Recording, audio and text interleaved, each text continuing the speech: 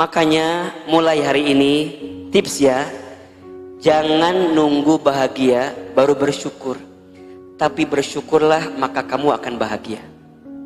Catat status. Jangan nunggu bahagia baru bersyukur, tapi bersyukurlah maka kamu akan bahagia. Jadi letak kebahagiaan itu bukan pada kebahagiaannya, tapi letak kebahagiaan itu pada apa? Pada syukurnya. Pada syukurnya. Mohon maaf lahir batin, Bunda, jangan sibuk mencari kebahagiaan, tapi sibuklah menciptakan kebahagiaan. Jangan sibuk mencari kebahagiaan, tapi sibuklah menciptakan kebahagiaan.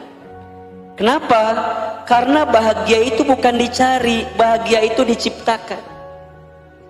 Ada orang yang mencari kebahagiaan dengan harta berlimpah. Pertanyaan Ahilman, pasti bahagia nggak kalau punya harta berlimpah? Belum tentu. Ada orang yang mencari kebahagiaan dengan punya suami yang ganteng. Punya suami ganteng teh bahagia atau belum tentu? Belum tentu. Ada orang yang mencari kebahagiaan dengan jabatan, pangkat kedudukan. Orang yang mencari pangkat kedudukan kemudian dia dapat, pasti bahagia atau belum tentu? Belum tentu. Bahagia itu bukan dicari, bahagia itu diciptakan. Berarti gimana Ahilman? Setiap manusia punya standar bahagia masing-masing. Please, mulai hari ini jangan membandingkan kebahagiaan orang lain sebagai indikator kebahagiaan diri kita. Kumaha kitu Ahilman? Leuleus, capek, riweuh. Saya ulangi ya. Jangan mengukur kebahagiaan orang lain untuk indikator kebahagiaan kita. Kenapa? Leuleus, capek, riweuh, pusing, rumit, ruwet. Pusing Bunda, rungsing. Jangan ngukur.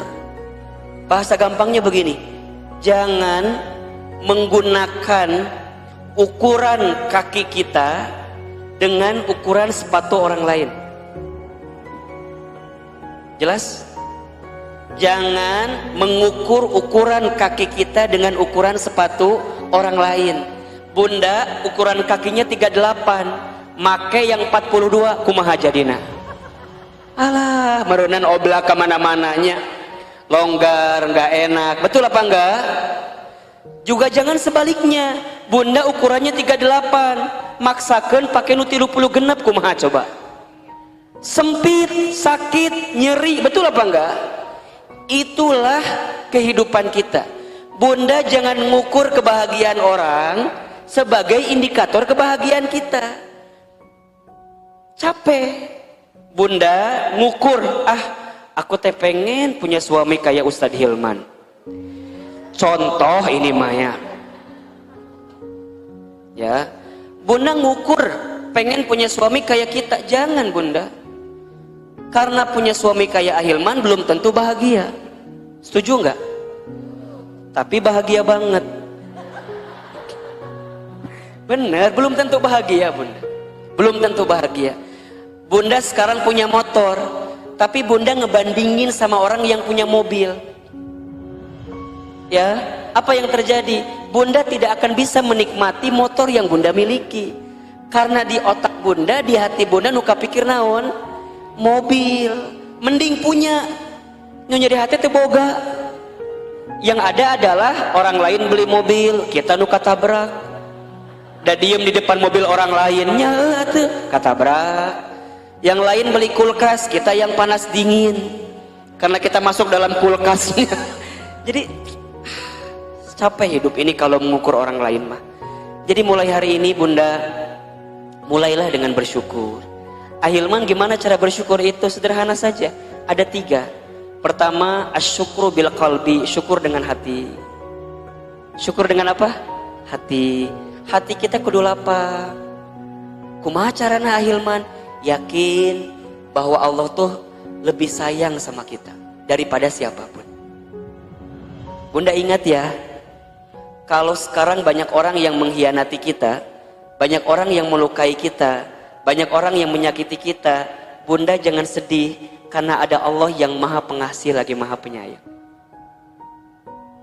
Teu naon batur mah ngahina urang, teu naon batur mah merendahkan kita, gak apa-apa orang mah menyepelekan kita, gak jadi masalah buat kita mah.